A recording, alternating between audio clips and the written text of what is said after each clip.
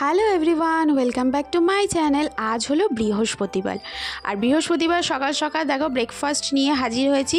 কর্তামশাইকে রাজি করাতে পেরেছি ব্রেকফাস্টের জন্য।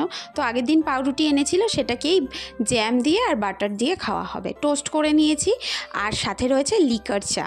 তো উইদাউট সুগার আমিও ট্রাই করছি মাঝে মধ্যে, তবে আমার নাকি সুগার খাওয়াটা উচিত, জানো তো। এই তো শরীরের অবস্থা, তার উপর যদি আমি সুগার ছেড়ে দিই তাহলে নাকি মুশকিল।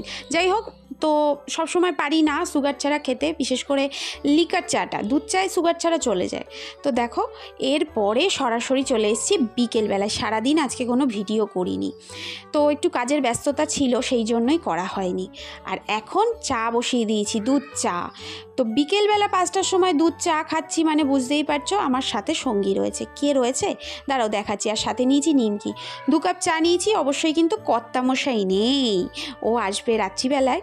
তো কে এসছে জানো, আমার বাড়িতে এসছে আমার 3 ভাই বলতে পারো। এই দেখো 3 জন চলে এসছে আমার বাড়িতে। তো 3 গোপাল আমার বাড়িতে এসেছে। আর কার সাথে এসেছে সেটা নিশ্চয়ই তোমাদেরকে বলতে হবে না।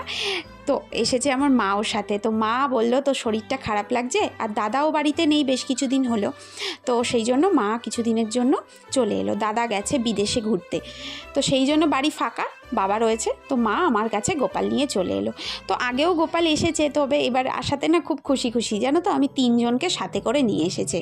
তো তাদের বসার ব্যবস্থা কোনো রকমে করে দিয়েছি। তো বাড়িতে বাবা মাঝে মধ্যে পুজো দেয়, তো মা বললো নিয়ে যাই, তোর ওখানে পুজোটাও পাবে, আর তোর শরীর খারাপ মন খারাপ সেটাও কিওর হয়ে যাবে। সত্যি গোপাল আসাতে না আমার শরীর মন সব ভালো হয়ে গেছে। আর এখানে আমরা দুজনে মিলে বসে গল্প করছি। মা মেয়ের কত গল্পই তো জমে থাকে, তার উপরে ফোনে ঠিকমতো কথাই হয় না, জানো তো। ওই কী করছো, কী রান্না হয়েছে, খেয়েছো কি না, সুস্থ আছো কি না, এটুকুই। তার বাইরে আর কোনো কথা বলার সময় থাকে না। আসলে তোমরা তো জানোই আমি চারিদিক থেকে আটকে রয়েছি। টিউশন থাকছে, অফিস থাকছে, সংসারের কাজ থাকছে, ইউটিউবের জগৎ থাকছে, সবটা মিলিয়ে তারপরে আর না সময় দেওয়া ঠিকমতো হয় না সবাইকে। তো এই গল্পগুলোই এখনই সেরে নিচ্ছি, বিভিন্ন কথা। তো এইখানে হচ্ছে সোহাগ বেটার গল্প। তো সোহাগ বেটার বিভিন্ন কায়দা কানুন, সেগুলোই গল্প করে করে মা বলছিল। আর গোপালের দিকে না আমি হাঁ করে তাকিয়েছিলাম, জানো তো। আমার না সত্যি বলছি মনটা এত ভালো হয়ে গেছে এবারে গোপালের সাথে। আগেও 1-2বার এসেছে গোপাল, তাই জন্য গোপালের জামা কাপড়ও কিছু কিনে এসছো, বার করো।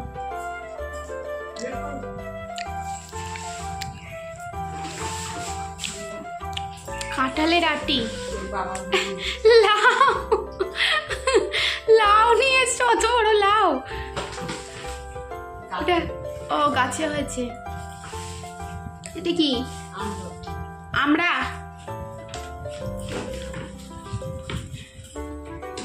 আরেও কি এনেছো?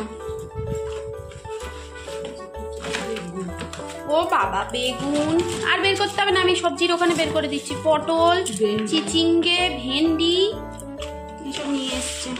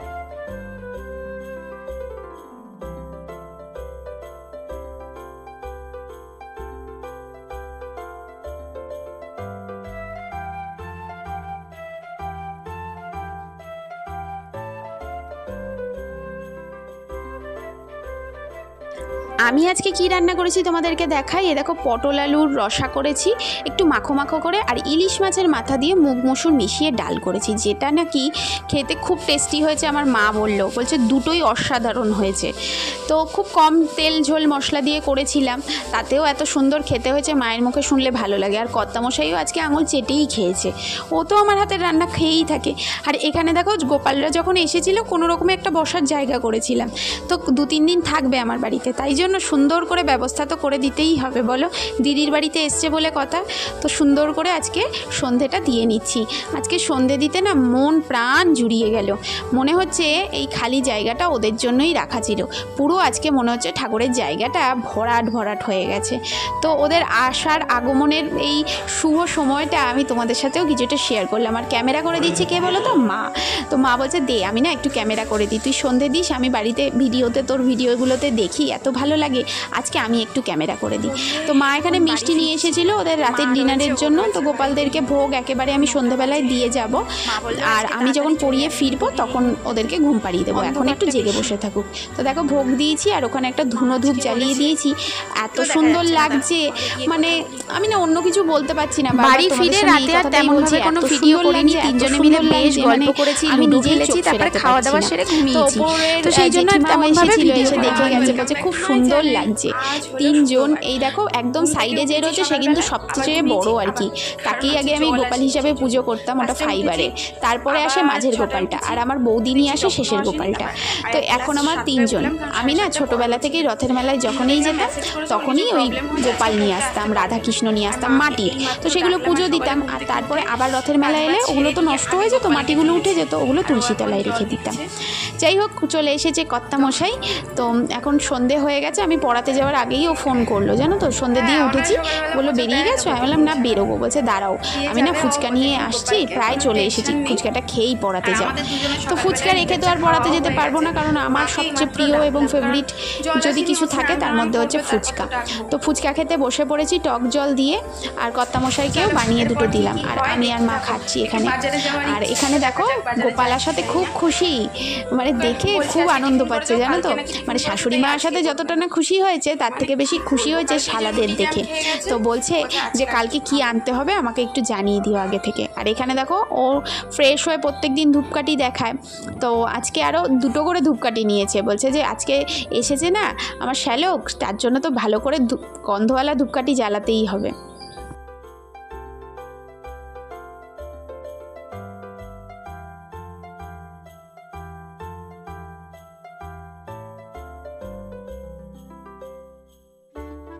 বেরোবো না করে লাস্টে এখন 9:30 বাজে, বেরোচ্ছি বাজারে। ওরে রোদ, এই রোদের কারণেই।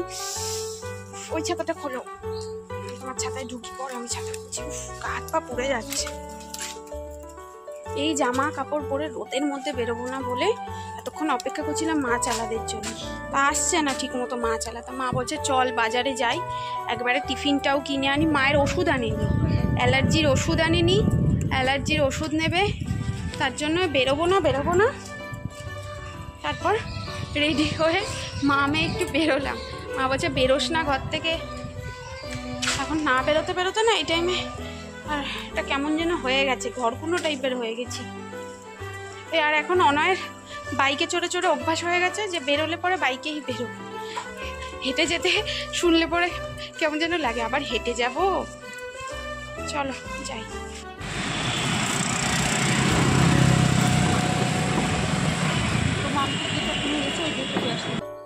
মাছের আড়তে গেলে যেমন মাছের ভ্যারাইটি পাওয়া যায়, তেমনি কিন্তু একটু দামে কমও পাওয়া যায়, আর কিনতে কিন্তু হয় একটু পরিমাণে বেশি। মা তো এটা ওটা সেটা মাছ কিনবে বলে রেডি হয়ে গেছে। আমি বলছি মা আমার কিন্তু ফ্রিজ নেই, এত কিনো না। দেখো তাও খয়রা ইলিশ কেনা হয়েছে, প্রায় 18-20 পিস রয়েছে এখানে, আর কিলোখানেক মনে হয় নিয়েছে চিংড়ি মাছ। তো বলো এত মাছ একদিনে খাওয়া সম্ভব নয়। দিয়েছি রান্নাঘরের দায়িত্ব, আজকে মা সব রান্না করবে। ভাতটা শুধু আমি বসিয়ে দিয়েছি, কারণ মা কতটা কি চাল নেবো না নেবো তো জানে না। মাকে দেখে কিনা জানি না খুব শরীরটা দুর্বল লাগছে, মাকে দেখলেই এমনি দুর্বল হয়ে পড়ি যে মা সবটা করবে, সামলে নেবে, অন্তত রান্নাবান্নার দিকটা সামলে নেবে, আমি রেস্ট নেব। কিন্তু কাজবাজ তো থাকে, শুধু যে রান্না তাও না, আর যেহেতু সময় আছে হাতে, অফিসের কাজটা তেমন আজকে নেই, সেই জন্যই মাকে আসতে বলেছিলাম, যে জানতাম যে এই টাইমটা একটু কম। শাশুড়ি মা জোর করাতে রাজি হলো খেয়ে যেতে ব্রেকফাস্ট। তো তাড়াতাড়ি করে টোস্ট করলাম, আগের দিনের রুটি ছিল কিছু, সেটাই বাটার জ্যাম দিয়ে দাঁড়িয়ে দাঁড়িয়ে খেয়ে যাচ্ছে, মানে এত ব্যস্ত। ওটা রেখে গেছিলো, জেঠিমার কাছে আমি মাছটা দিতে গেলাম আর ওআরএসটা খেতে বসলাম একটু, না হলে কোনো কাজ করতে পারছি না। দেখো মা এসছে আমার বাড়ি দুদিনের জন্য আনন্দ করতে, তো আমি তো আর মাকে দিয়ে সব কাজ করাতে পারি না, তবে মায়ের হাতের রান্না খাবো বলে মাকে রান্না করাচ্ছি। আর আমি মায়ের সামনে যদি বারবার বলি শরীর খারাপ, মাও তার মেয়ের জন্য মানে ব্যস্ত হয়ে যাবে, ভাববে যে সব কাজ করে দিই, কিন্তু আমিও তো চাই মা একটু আনন্দে থাকুক, আহ্লাদে থাকুক আমার কাছে এসে। দেখো এখানে একটু মাথায় তেল দিয়ে দিচ্ছে। রান্নাবান্না অনেকক্ষণই হয়েছে, কি রান্না হয়েছে নিশ্চয়ই বলবো। আর মায়ের এই মমতাগুলো সত্যি বলছি অন্য কারোর কাছে পাওয়া যায় না। আমার কর্তামশাইও কিন্তু আমার মাথায় তেল দেওয়া, আমার সেবা শুশ্রূষা করা সবই করে, কিন্তু মায়ের মমতাটা একটু অন্যরকম, আর বরের ভালোবাসাটাও অন্যরকম, দুটো আলাদা।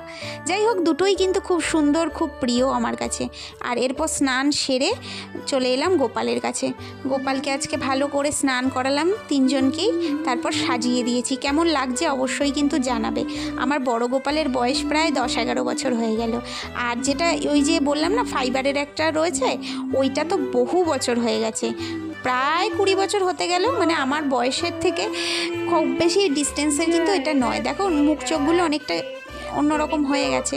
আর এটা তো রিসেন্টলি এসছে, খুব বেশি দিন হয়নি, আমার দাদার বিয়ে যতদিন হয়েছে ততদিন এই গোপালটা এসেছে। তো তিনজনকেই খুব সুন্দর করে সাজিয়ে আর এখানে জয় জগন্নাথের নাম নিয়ে পুজো দিচ্ছি। আমার পুজোর জায়গাটা আজকে যেন ভরে উঠেছে। আর আজকের রান্না দেখো, চিচিঙ্গে হয়েছে চিংড়ি মাছ দিয়ে, এখানে কাঁকরোল ভাজা আর খয়রা ইলিশ আলু বেগুন দিয়ে। তো আজকের ভিডিও এই পর্যন্ত, সবাই পাশে থেকো, সাথে থেকো।